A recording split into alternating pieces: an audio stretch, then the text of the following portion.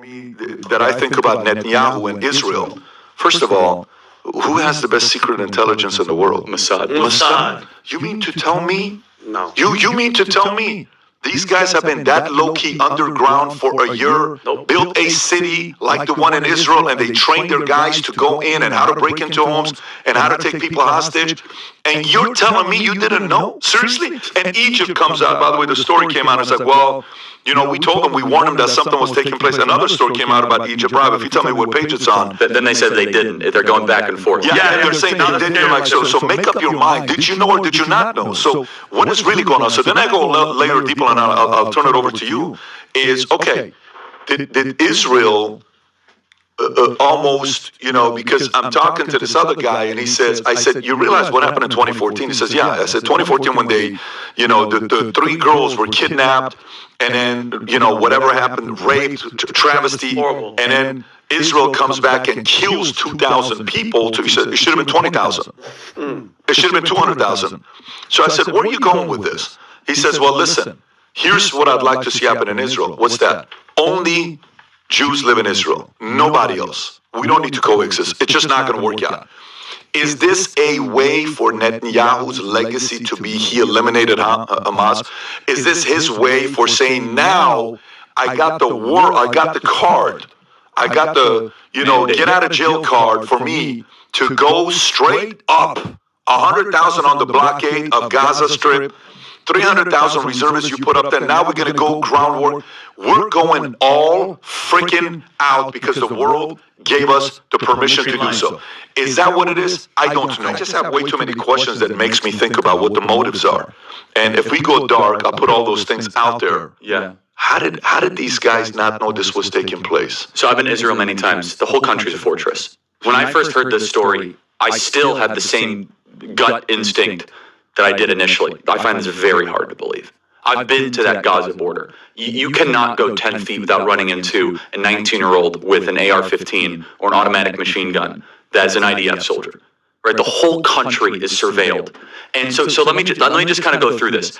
We don't talk about Israeli politics very often, and most Americans don't know this.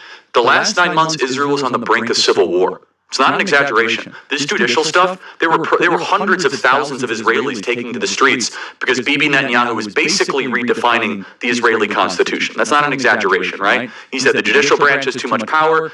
There were protests planned this week against Netanyahu, where they anticipated tens of thousands of people to take to the streets. That's all gone, Patrick. Netanyahu now has an emergency government and a mandate to lead. I'm not willing to go so far that saying that Netanyahu knew or there was intelligence here. But I think some questions asked. Was there a stand-down order? Was there a stand-down order? 6 hours? I don't believe it. Israel's the size of New Jersey. When I took a helicopter ride from Jerusalem to the Gaza border, it's 45 minutes. Wow. 6 hours. They're live streaming the killing of Jews. Did somebody in the government say stand down? That is a legitimate, non-conspiracy question. The whole country is the IDF. The whole country is. Yeah. And you're trying to tell me that they're going to concerts and kibbutzes and schools, and by reports, 6 hours. Let's say it's 3 hours.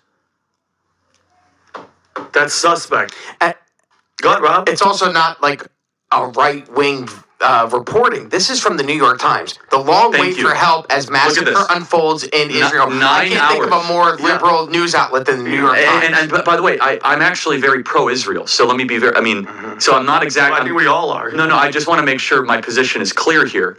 But so Patrick, there are other explanations. It's possible that the Netanyahu government was double-crossed by bad agents. Okay? That's dark, but it's not as dark as what we're talking about. Okay? Another aspect is that Netanyahu might have traitors in his government, like legitimate traitors that have infiltrated. I was texting with some senior people in the IDF, and they said, Charlie, I can't say too much, but let's just say the same problem you have with the left in America we have here in Israel. So there's something to think about. Just something to think about, right? Is that maybe there's some people within those intel agencies that aren't as sympathetic. Or maybe, Patrick, maybe they might have gotten a tip They might have gotten whispers, but no one thought it would be 1,200 Jews dead. That's a potential, right? This judicial stuff, there were hundreds of thousands of Israelis taking to the streets because Bibi Netanyahu was basically redefining the Israeli constitution. It's the closest thing to the Holocaust that any of us have lived through. But the fact is now Bibi and the Israeli hard-right government has a mandate, I gotta be careful the way I say this, they're gonna try to ethnically cleanse Gaza. Yep. I mean, that's, and I don't use that term lightly, okay? They're talking about basically removing 2.5 million people from there, okay? And honestly, they have a mandate to go seek justice and revenge. They do. This idea that they need to have a truce or a peace treaty, that's morally crap after you see women and children be burned alive and dragged to the streets. But there are some serious questions here, Patrick, and let me tell you, my pattern recognition over the last 5 years has become pretty sharp. COVID, Maui fires, Epstein. When I see a story and it doesn't click, our guts are usually right.